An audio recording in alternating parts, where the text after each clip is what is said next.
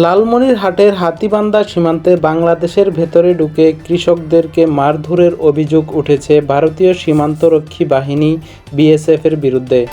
এই সময় স্থানীয়দের ধাওয়ার মুখে পড়ে বিএসএফ সদস্যরা দুটি শটগান ও একটি ওয়াকিটকি ফেলে পালিয়ে যান।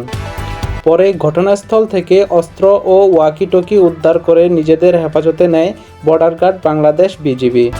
মঙ্গলবার সন্ধ্যার আগে পতাকা বৈঠকের মাধ্যমে এসব সরঞ্জাম বিএসএফের কাছে ফেরত দেওয়া হয়। ঘটনাটি ঘটেছে হাতীবান্ধা উপজেলার গোতামারি ইউনিয়নের বনচৌকি আমঝুল সীমান্তের ৯০৭ নম্বর মেইন পিলার এলাকায়। স্থানীয়রা জানান, মঙ্গলবার বিকেলে কয়েকজন কৃষক সীমান্ত সংলগ্ন জমিতে কাজ করছিলেন। এই সময় কয়েকজন বিএসএফ সদস্য বাংলাদেশের ভূখণ্ডে প্রবেশ করে কৃষকদেরকে মারধর করেন। খবর পেয়ে স্থানীয় গ্রামবাসীরা সেখানে গিয়ে বিএসএফ সদস্যদের ধাওয়া করেন। এক পর্যায়ে তারা দুটি শটগান ও একটি ওয়াকিটকি ফেলে পালিয়ে যায়। পরে বনচৌকি ক্যাম্পের বিজিবি সদস্যরা ঘটনাস্থলে গিয়ে ফেলে যাওয়া অস্ত্র ও ওয়াকিটকি উদ্ধার করেন। খবর পেয়ে ঘটনাস্থল পরিদর্শন করেন বিজিবি ১৫ ব্যাটালিয়নের অধিনায়ক লেফটেন্যান্ট কর্নেল মেহেদী ইমাম। বিষয়টি নিয়ে সীমান্তে ব্যাটালিয়ন পর্যায়ে পতাকা বৈঠক অনুষ্ঠিত হয়।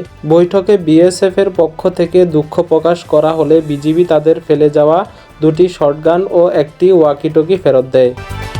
বিষয়টি নিশ্চিত করেছেন বিজিবি ১৫ ব্যাটালিয়নের অধিনায়ক লেফটেন্যান্ট কর্নেল মেহেদী ইমাম। নিউজ 48।